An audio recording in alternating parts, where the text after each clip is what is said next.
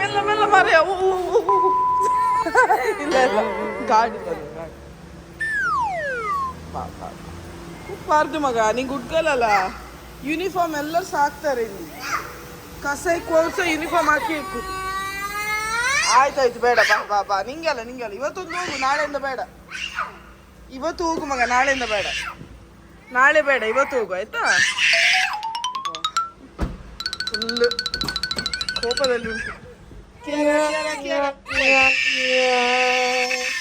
ಬೆಳಿಗ್ಗೆ ಬೆಳಿಗ್ಗೆ ಇಲ್ಲಿ ರೋಡ್ ಗುಡಿಸ್ತಾ ಇದ್ದಾರೆ ರೋಡ್ ಗುಡಿಸುವ ಮೆಷಿನ್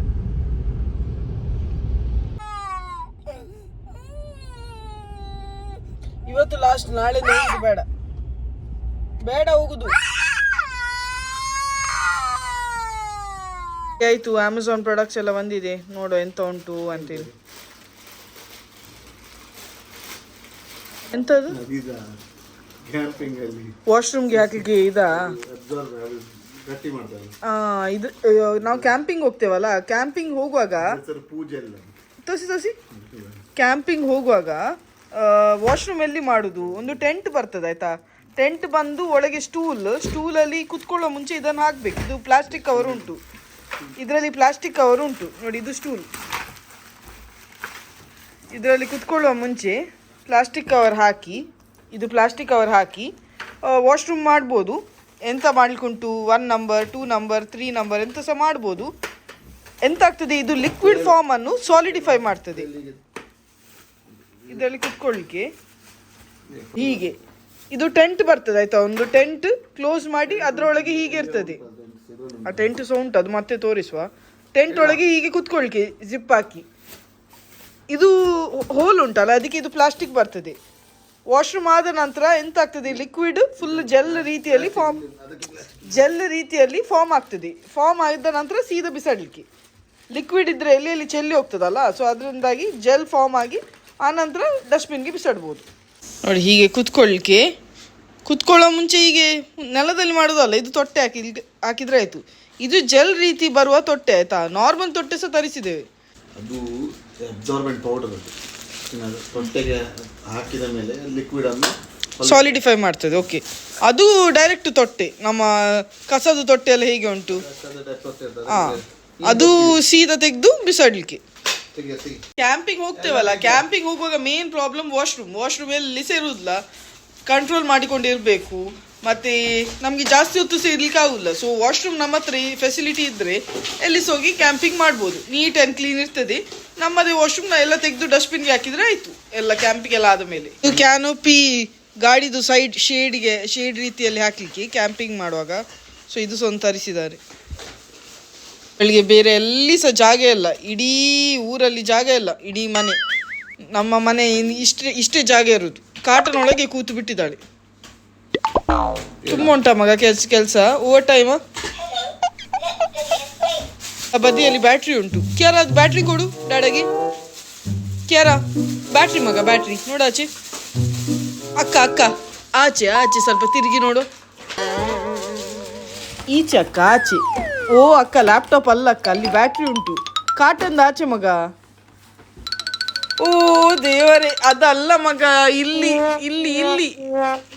ಓ ದೇವರೇ ನಿಂಗೆ ಒಂದು ಹೂಮಾಲೆ ತರ್ತಾನೆ ಗಾರ್ಲೆಂಡ್ ಸಿಕ್ಕಿತ್ತು ಫೈನಲಿ ವಾಚ್ ಇದು ಬ್ಯಾಟ್ರಿ ಇದು ಫೈರ್ ಬ್ಲ್ಯಾಂಕೆಟ್ ನಮ್ಮ ಟೇಬಲ್ ಉಂಟಲ್ಲ ಟೇಬಲ್ ಮೇಲೆ ನಮ್ಮ ಪೋರ್ಟೇಬಲ್ ಗ್ಯಾಸನ್ನು ಇನ್ನು ಇಡ್ಬೋದು ಫೈರ್ ಬ್ಲ್ಯಾಂಕೆಟ್ ಹಾಕಿ ಆದ ಮೇಲೆ ಟೇಬಲ್ ಮೇಲೇ ಗ್ಯಾಸ್ ಅನ್ನಿಟ್ಟು ಅಡಿಗೆ ಮಾಡ್ಬೋದು ಸೊ ಅದಕ್ಕೆ ಇದು ತರಿಸಿದ್ದು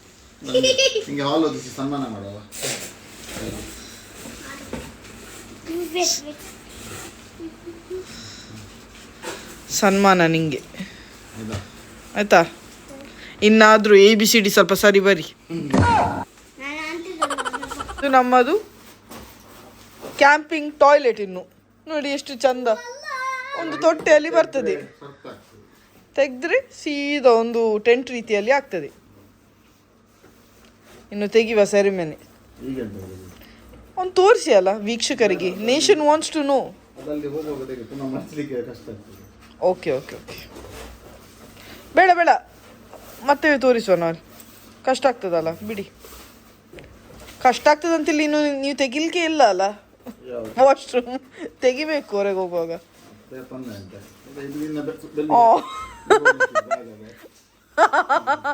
ನಂಗೆ ಹೋಗ್ಲಿಕ್ಕೆ ಇರೋದು ಜಾಸ್ತಿ ಅಲ್ಲ, ನನ್ನ ಬೆನ್ನಿಗೆ ಹಾಕಿದ್ರೆ ಆಯ್ತು ವಾಶ್ರೂಮನ್ನು. ಮತ್ತೆ ಒಂದು ಕ್ಯಾಂಪಿಂಗ್ ಮಾಡಲಿಕ್ಕೆ ಟೆಂಟ್ಸ್ ಆರ್ಡರ್ ಮಾಡಿದ್ರು. 8 ಜನರು ಆರಾಮ್ಸೆ ಮಲಗ್ಬೋದು ಒಳಗೆ. 6 to 8 ಗುಂಡು ಗುಂಡು ಇದ್ರೆ 6 ಏನ. ನಾವು ಸಪೂರ ಅಲ್ಲ, ನಾವೊಂದು 10 ಜನ ಹೋಗ್ಬೇಕು.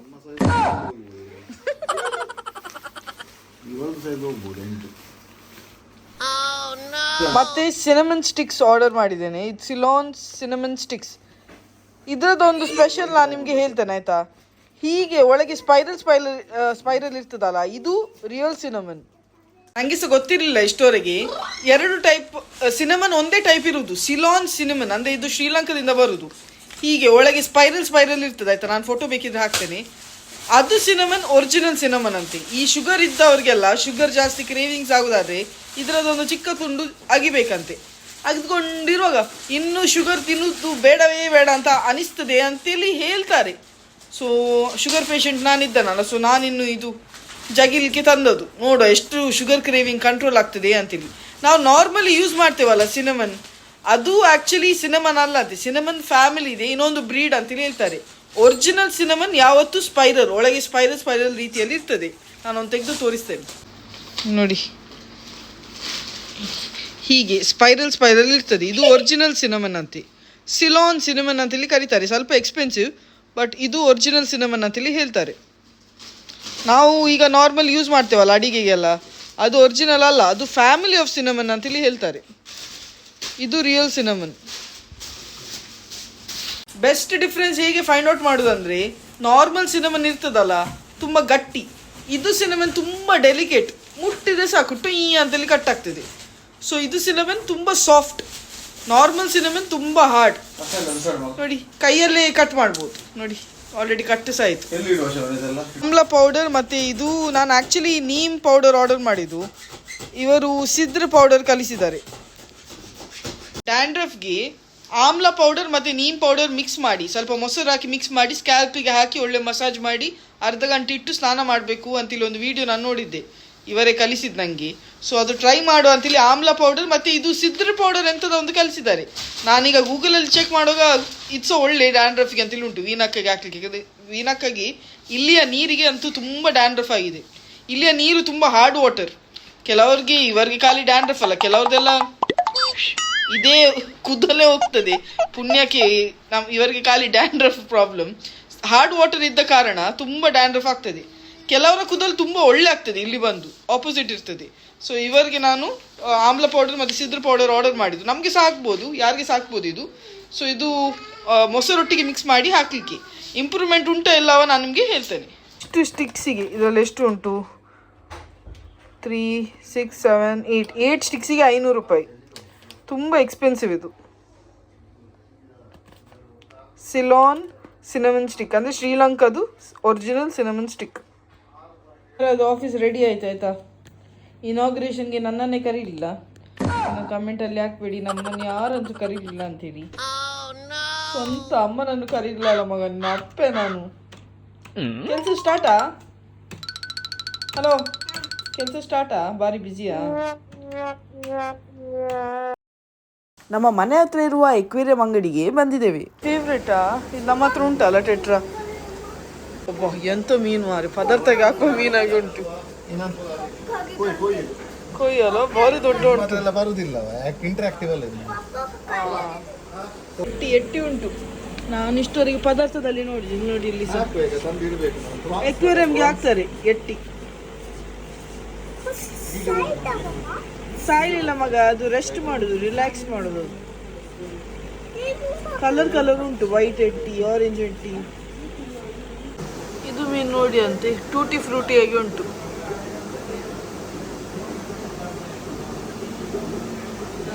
ಈ ವಿಡಿಯೋದಲ್ಲಿ ನಾನು ಯೂಟ್ಯೂಬ್ ಇನ್ಕಮ್ ಹೇಳ್ತೇನೆ ಅಂತ ಹೇಳಿದ್ದೆ ಅಲ್ಲ, ಈ ವಿಡಿಯೋದಲ್ಲಿ ಅಂತೂ ಹೇಳ್ತೇನೆ.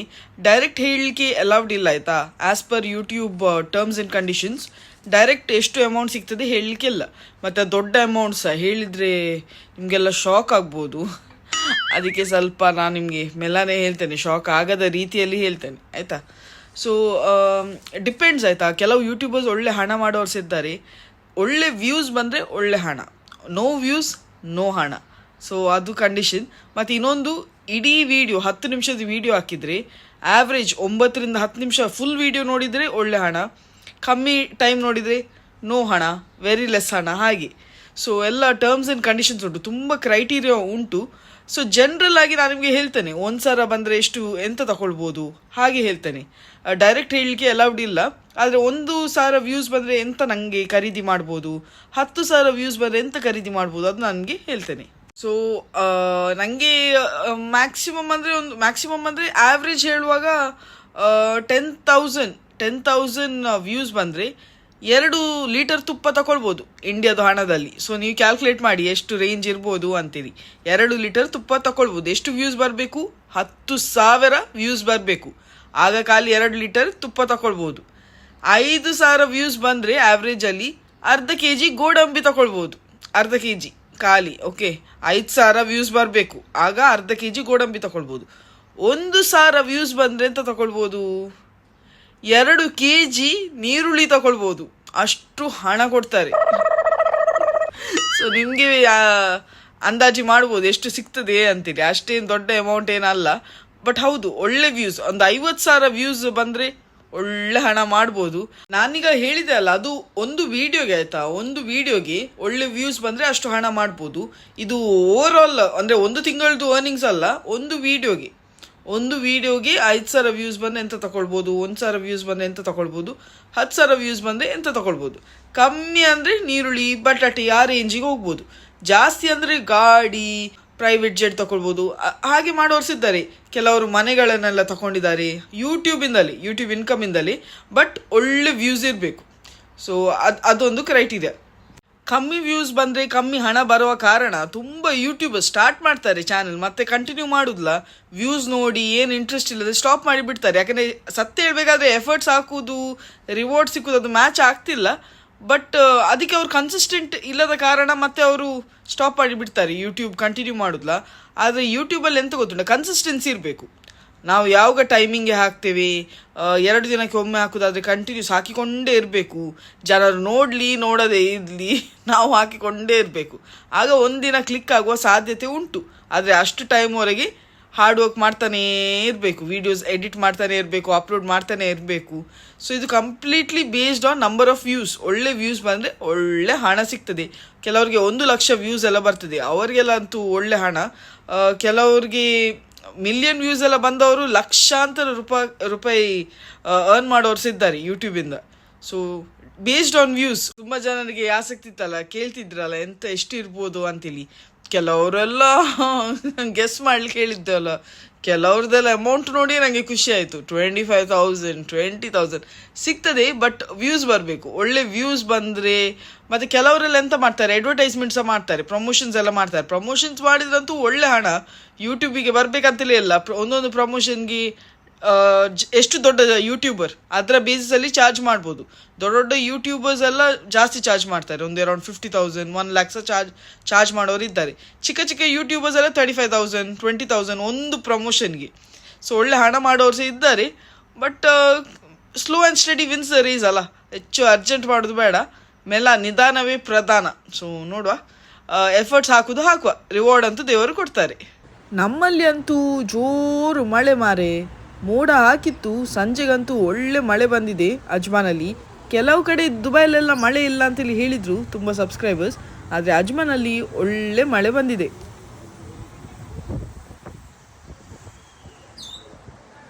ಈ ಚಳಿಗೆ ಎಂತಾಚ ಬಿಸಿ ಬಿಸಿ ತಿನ್ನುವ ಅಂತೇಳಿ ಕೆಫೆಟೇರಿಯಾಗೆ ಬಂದಿದ್ದೇವೆ ಆಯಿತಾ. ಅಜ್ಮಾನಲ್ಲಿ ಇರುವ ಕೆಫೆಟೇರಿಯಾ ಒಂದು ವಿಶೇಷ ಎಂತ ಅಂದರೆ, ಇದು ಊರಿನವ್ರದ್ದು ಕೆಫೆಟೇರಿಯಾ ಮಾರಿ, ಅದೇ ಒಂದು ಸ್ಪೆಷಲ್. ಓಕೆ, ಇದೆಂತ ಓಪನ್ ಮಾಡ್ಬೋದಾ? ಇಂಡೋಮಿ ವಿತ್ ಜಿಂಗರಾ? It's okay. ಇದು ಇಂಡೋಮಿ ವಿತ್ ಜಿಂಗರ್. ಈ ಮಳೆಗೆ ಒಂದು ಟ್ರೈ ಮಾಡುವ. ಇನ್ನು ಮಗ ಸ್ವಲ್ಪ ಹೇಳ್ತಾನೆ ಎಂತ ಅಂತೇಳಿ. ಈ ಮಳೆಗೆ ಬಿಸಿ ಬಿಸಿಯಾದ ನೂಡಲ್ಸ್ ಕೋಳಿ ಒಟ್ಟಿಗೆ ತಿನ್ನುವ ನಮಗ. ಈ ಮಳೆಗೆ ಇದನ್ನೊಂದು ಟ್ರೈ ಮಾಡುವ, ಇಂಡೋಮಿ ವಿತ್ ಜಿಂಗರ್.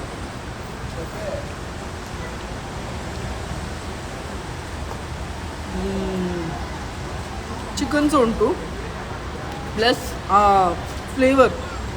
ಪ್ಲೇನ್ ಚಿಕನ್ ಅಲ್ಲ, ಫ್ರೈಡ್ ಜಿಂಗರ್ ಚಿಕನ್. ಈ KFC ಅಲ್ಲೆಲ್ಲ ಬರ್ತದಲ್ಲ, ಬ್ರೋಸ್ಟೆಡ್ ಫ್ರೈಡ್ ಚಿಕನ್ ಆಗಿ, ಅದರೊಟ್ಟಿಗೆ ನೂಡಲ್ಸ್. ಸೂಪರ್ ಅದು ಕಾಂಬಿನೇಷನ್. ಚಳಿಗಂತೂ ಹೇಗುಂಟು ಮಗ? ನೀನು ತಿನ್ನು, ನಾನು ಹಿಡಿತೇನೆ. ಹೇಗುಂಟು? ಮಾತಾಡ್ತಿಲ್ಲ. ನೇಷನ್ ವಾಂಟ್ಸ್ ಟು ನೋ ಮಗ, ಮಾತಾಡು. ಚಳಿ ಚಳಿ ಮಳೆಗೆ ಬಿಸಿ ಬಿಸಿ ಆದ ಇಂಡೋಮಿ ಕೊಕ್ಕ ಒಟ್ಟಿಗೆ. ಅಯ್ಯೇ, ಊರಂದರೆ ಜೋರು ಮಳೆ. ಮಳೆ ಒಟ್ಟಿಗೆ ಒಂದು ನೂಡಲ್ಸ್ ತಿನ್ನುವ ಅಂತಲೇ ಆಯಿತು. ಇದು ಊರಿನವ್ರದ್ದು ಕೆಫೆಟೇರಿಯಾ, ತುಂಬ ಹ್ಯಾಪನಿಂಗ್ ಕೆಫೆಟೇರಿಯಾ ಆಯಿತಾ. ಈಗ ಅಜ್ಮಾನಲ್ಲಿ ತುಂಬ ಇನ್ಫ್ಲೂಯೆನ್ಸಸ್, ತುಂಬ ಯಾರು ಯೂಟ್ಯೂಬರ್ಸ್ ಎಲ್ಲ ಬರ್ತಾರೆ. ನಮ್ಮ ಊರಿನವ್ರದ್ದು ಕೆಫೆಟೇರಿಯಾ ಹೇಳಲಿಕ್ಕೆ ಹೆಮ್ಮೆ ಅಲ್ಲ, ಇಷ್ಟು ವೈರಲ್ ಆಗಿದೆ. ಇಲ್ಲಿ ಒಂದು ಕಾಫಿ ಸಹ ಸಿಗ್ತದೆ ಆಯಿತಾ, ಅದು ಸಹ ತುಂಬ ವೈರಲ್ ಆಗಿದೆ. ತುಂಬ ಅರೇಬಿಕ್ ಇನ್ಫ್ಲೂಯೆನ್ಸಸ್ ಎಲ್ಲ ಸಹ ಬರ್ತಾರೆ ಅಡ್ವರ್ಟೈಸ್ಮೆಂಟಿಗೆಲ್ಲ. ನಾನು ಹೀಗೆ ಬಂದದ್ದು, ಊರಿನವ್ರದ್ದು ಕೆಫೆಟೇರಿಯಾ ಅಲ್ಲ, ಅವರು ಮೆಸೇಜ್ ಮಾಡ್ತಿದ್ರು ಬನ್ನಿ ಬನ್ನಿ ಅಂತೇಳಿ. ಸೊ ನೋಡಿ ಹೋಗುವ ಹೇಗಿರ್ತದೆ ಅಂತೇಳಿ, ಟೇಸ್ಟ್ ಮಾಡುವ ಅಂತೇಳಿ ಬಂದದ್ದು.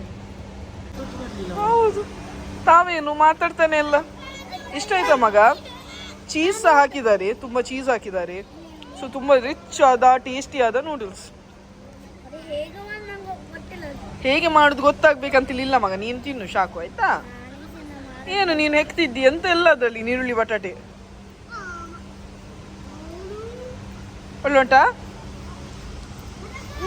ಒಳ್ಳುಂಟಾ? ಹೆಸರು ಉಂಟು ಕೆಫೆಟೀರಿಯಾದು. ಸೊ ನೀವು ಇಂಗ್ಲೀಷ್ ಹೆಸರು ಹುಡುಕೋದಾದ್ರೆ ಸಿಕ್ಕುವುದಿಲ್ಲ. ಆದರೆ ಈ ಕೆಫೆಟೀರಿಯಾ ಬದಿಯಲ್ಲಿ ಸೆಲೂನ್ ಉಂಟು.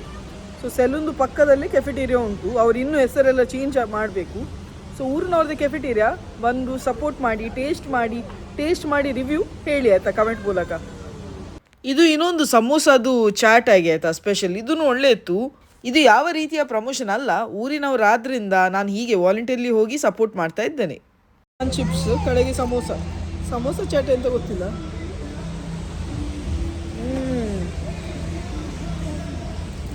ಸಮೋಸ ತಿನ್ನುವ.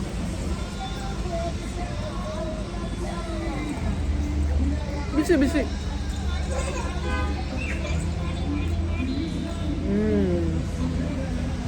ಟೂ ಗುಡ್, ತುಂಬ ಡಿಫ್ರೆಂಟ್. ಹೀಗೆ ನಾನು ಚಾಟ್ ತಿನ್ನಲೇ ಅಲ್ಲ. ಮೇಲೆ ಚಿಪ್ಸ್, ಸಮೋಸ ಮತ್ತು ಸಾಸ್, ಟೂ ಗುಡ್. ಇದುವೇ ಅವರ ವೈರಲ್ ಕ್ರೀಮಿ ಕಾಫಿ ಆಯಿತಾ. ತುಂಬ ಜನರಿದ್ದರು. ಸೊ ಕರೆಕ್ಟ್ ವೀಡಿಯೋ ಮಾಡಲಿಕ್ಕೆ ಆಗಲಿಲ್ಲ. ಒಟ್ರಾಸಿ ರಶ್. ನಾನು ಇಲ್ಲಿಂದಲೇ ಲೈವ್ ಬಂದದ್ದು ಯೂಟ್ಯೂಬಲ್ಲಿ. ನಿನ್ನೆ ಲೈವ್ ಬಂದಿದ್ದೆ. ತುಂಬ ಜನರು ಬಂದಿದ್ದೀರ ಆಯಿತಾ. ನಾನು ನೆನೆಸ್ಲಿಲ್ಲ, ನಾನು ನೆನೆಸಿದ ಒಂದು 20-30 ಜನ ಅಷ್ಟೇ ಬರುವವರು ಅಂತೇಳಿ. ಬಟ್ ನಾನು ಎಕ್ಸ್ಪೆಕ್ಟ್ ಮಾಡೋದಕ್ಕಿಂತ ಜಾಸ್ತಿ, ಆಲ್ಮೋಸ್ಟ್ 117-120 ಜನವೇ ಇಡ್ಬೋದು. 3 ಜನ ನಾನೇ ಆಗ್ತೇನೆ. 120 ಜನ ಬಂದರು. ನನಗೆ ತುಂಬ ಖುಷಿ ಆಯಿತು. ಇಷ್ಟು ಜನ ನೀವು ಟೈಮ್ ತಗೊಂಡು ಬಂದಿದ್ದೀರಲ್ಲ ಲೈವ್ಗೆ, ತುಂಬ ಥ್ಯಾಂಕ್ಸ್. ಸ್ವಲ್ಪ ಡಿಸ್ಟರ್ಬೆನ್ಸ್ ಎಲ್ಲ ಇತ್ತು, ಯಾಕೆಂದರೆ ನಾವು ಟ್ರಾಫಿಕಲ್ಲಿ ಸ್ಟಕ್ ಆಗಿದ್ದೆವು. ಒಟ್ರಾಸಿ ಮಳೆ ಇತ್ತು ನಿನ್ನೆ. ಸೊ ಅದರಿಂದಾಗಿ ನಾನು ಹೋಗಿ ಬರುವ ಅಂತ ನೆನೆಸಿದ್ದು ಕೆಫೆಟೇರಿಯಾಗೆ, ಆದರೆ ಬರಲಿಕ್ಕೆ ಆಗಲಿಲ್ಲ. ಮತ್ತು ನಾವು ಅಲ್ಲಿಂದಲೇ ಲೈವ್ ಬಂದದ್ದು. ಸೊ ಕ್ಷಮಿಸಿ ಡಿಸ್ಟರ್ಬೆನ್ಸ್ಗೆ. ಆದರೆ ನೆಕ್ಸ್ಟ್ ಟೈಮ್ ಬರುವ ಆಯಿತಾ, ಪುನಃ ಬರುವ, ಲೈವ್ ಬರುವ, ಗಮ್ಮತ್ತು ಮಾಡುವ. ಖುಷಿ ಆಯಿತು. ಫಸ್ಟ್ ಟೈಮ್ ನನಗೆ ಸಹ, ಫಸ್ಟ್ ಟೈಮ್ ಎಕ್ಸ್ಪೀರಿಯನ್ಸ್. ಸ್ಟಾರ್ಟಿಂಗ್ ನನಗೆ ಸಹ ಗೊತ್ತಾಗಲಿಲ್ಲ ಹೀಗೆ ಬರುವುದೆಲ್ಲ. ಬಟ್ ಮತ್ತೆ ಗೊತ್ತಾಯಿತು. ಖುಷಿ ಆಯಿತು. ಬರುವ, ತಿಂಗಳಿಗೆ ಒಮ್ಮೆ ಅಟ್ಲೀಸ್ಟ್ ಲೈವ್ ಬರುವ. ಮತ್ತು ಇನ್ನೊಂದು ಆಯಿತಾ, ಯೂಟ್ಯೂಬ್ ಇನ್ಕಮ್ ಹೇಳಿದೆ ಅಲ್ಲ, ಇದು ರೀಜನ್ ವೈಸ್ ಡಿಪೆಂಡ್ ಆಗ್ತದೆ. ಈಗ ನಾನು UAE ಅಲ್ಲಿದ್ದೇನೆ. ಸೊ ಇಲ್ಲಿದು ಇನ್ಕಮ್ ಸ್ವಲ್ಪ ಜಾಸ್ತಿ ಇರ್ತದೆ. ಈಗ ನಾನು ಹೇಳುವ ಪ್ರಕಾರ ಇದು UAE ಇನ್ಕಮ್ ಆಯಿತಾ. ಇಂಡಿಯಾದಲ್ಲಿ ಯೂಟ್ಯೂಬರ್ಸ್ ಇದಕ್ಕಿಂತ ಸ್ವಲ್ಪ ಕಮ್ಮಿ ಸಿಗ್ಬೋದು ಅವರಿಗೆ. ಯಾಕಂದರೆ ಇಂಡಿಯಾದಲ್ಲಿ ಜನರು ನೋಡಿದರೆ ಹೆಚ್ಚು ಇನ್ಕಮ್ ಸಿಗೋದಿಲ್ಲ. UK, US, ಕ್ಯಾನಡಾ ಇಲ್ಲಿದು ಆಡಿಯನ್ಸ್ಗೆ ಸ್ವಲ್ಪ ಒಳ್ಳೆ ವ್ಯೂಸ್ ಇದು ಹಣ ಸಿಗ್ತದೆ.